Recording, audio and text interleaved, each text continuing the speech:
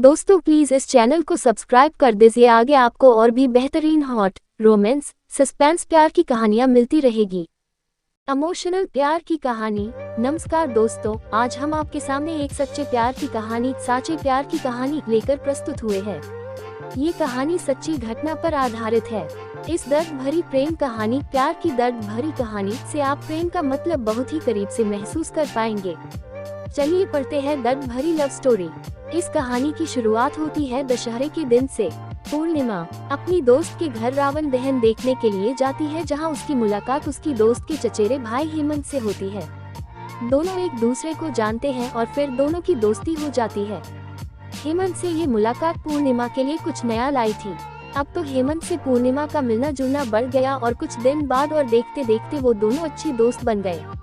हेमंत और पूर्णिमा की ये दोस्ती बहुत आगे बढ़ती गई और अब तो हेमंत को पूर्णिमा से प्यार हो गया था और उसने पूर्णिमा से अपने प्यार का इजहार तक कर दिया। हालांकि पूर्णिमा थोड़ा असहज हुई, क्योंकि उसके जीवन के इस खालीपन में ऐसा पहली बार हुआ था कि किसी के वह इतने करीब आई थी और उसका प्यार का इजहार उसके सामने करना, ये सब नया था पूर्णिमा के लिए। पूर्णिमा ने तब तो कुछ नहीं कहा, बाद में हमेशा हेमंत के बारे में सोचती और अपने मन में ख्वाबों को बुनती रहती। कई बार तो उसने यह बात हेमंत से भी साझा की और जो बात आगे बढ़ी तो पूर्णिमा के इस खालीपन की जगह पर हेमंत का ऐसा असर हो गया था कि अब तो पूर्णिमा को भी हेमंत से प्यार हो गया। अब दोनों की प्यार परवान चढ़ने लगी थी और दोनों के प्यार की ऊंचाई आसमान छूने लगी थी। बात लोगों तक पहुंच गई थी और बात इतनी बड़ी कि खबर का दोनों के परिवार के दहलीज तक आ गई थी।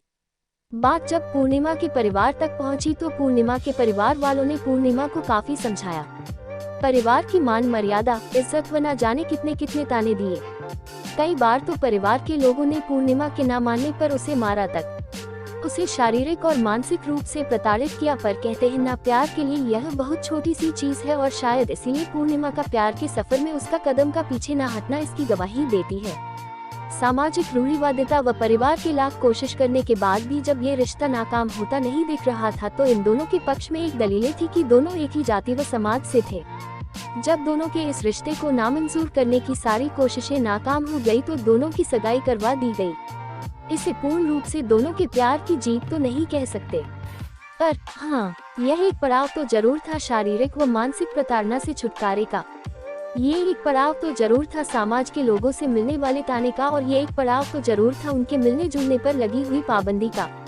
बहरहाल दोनों अब एक ऐसे रिश्ते में बंध चुके थे जहां वो अपने शादी के और आने वाले कल के जिसमें वो साथ होंगे के ख्वाब संजो रहे थे। पर कहानी का ये सफर यहाँ पर खत्म नहीं होता। कहते हैं ना, नियति जिंदगी के पड़ाव को कब आखिरी पड़ाव बना दे ये कोई नहीं जानता। कल गणगौर है। आज पूर्णिमा बहुत खुश थी कि कल गणगौर है और हेमंत उससे मिलने आने वाला है। बात थोड़ी सामान्य होने लगी थी और घर के लोग भी थोड़े बहुत खुश है। पूर्णिमा खुद को संवारती है, बार बार आईने में खुद को निहारती है। आज बहुत खुश है, मानो चकोर को चांद से मिलने के सारे विघ्न खत्म हो गए हों, सारे इंतजार खत्म हो गए हों। हालांकि अब तो इंतजार था कल का। पूर्णिमा के लिए ये पल मानो एक दिन का नहीं, हजारों हजारों वर्षों का था। वो प्रतीक्षा में एक एक पल को बड़ी ही कठिनाइयों से बिता रही थी, लेकिन मन में मिलने की उत्कंठा व आशा थी, पर आज वह बहुत खुश थी। वहीं दूसरी ओर हेमंत पूर्णिमा से मिलने के लिए अपने वहां से निकलता है और दुर्भाग्यवश रास्ते में हेमंत के साथ एक दुर्घटना हो जाती है और उनकी मौत हो जाती है। इस बात से बेखबर पूर्णिमा उनके लिए प्रतीक्षारत है।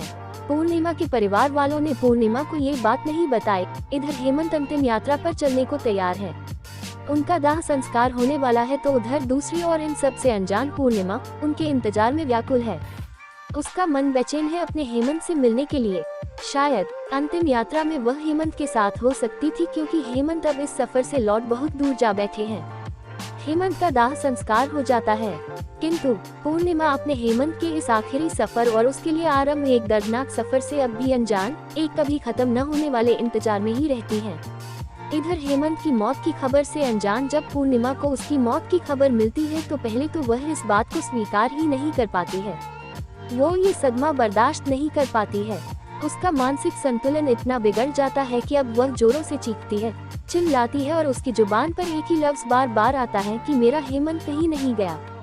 मेरे हेमंत, जिनके लिए कल मैं पूजा करने वाली हूँ, वो गणगौर की पूजा में शामिल होने जरूर आएंगे। उन्होंने मुझसे ना भूलने का वादा किया हुआ है, इसीलिए हेमंत जरूर आएंगे। मेरे हेमंत जरूर आएंगे।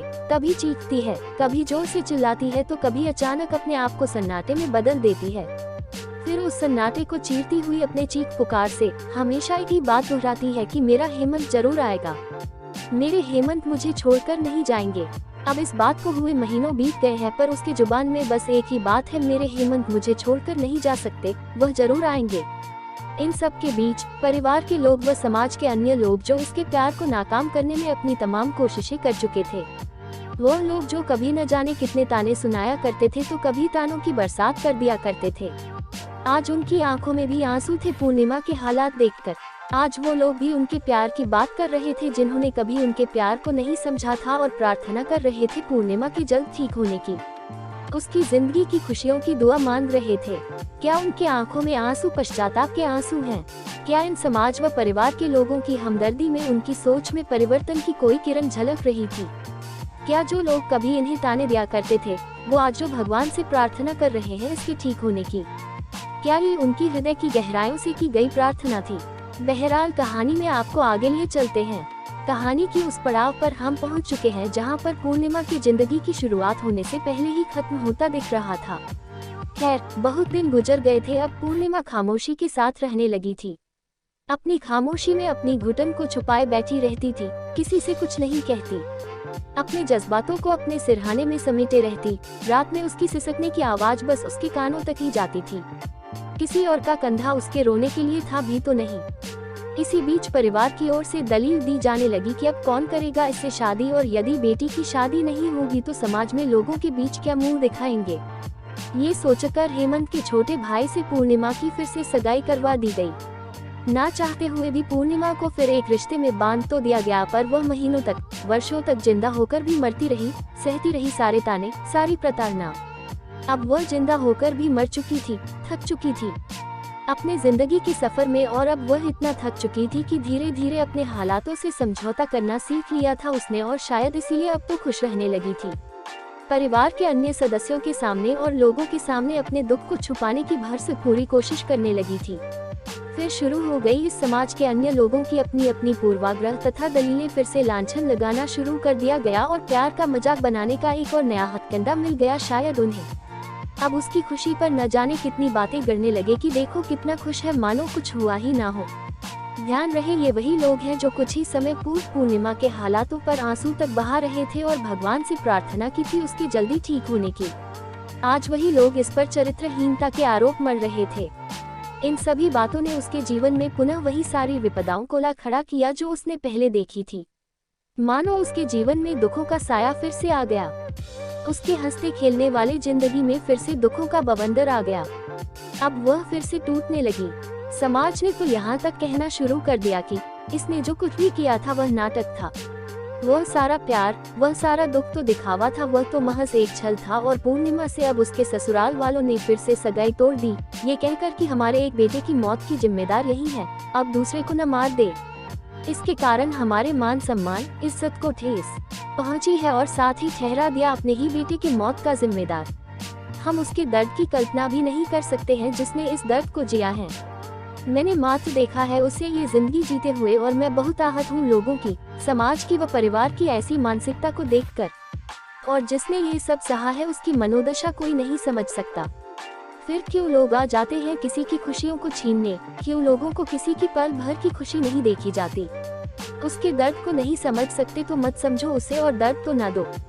क्यों किसी को फिर से जीने का हक नहीं? मुझे आज तक उस लड़की का गुनाह समझ नहीं आया कि क्या किसी से प्यार करना गुनाह है? क्या प्यार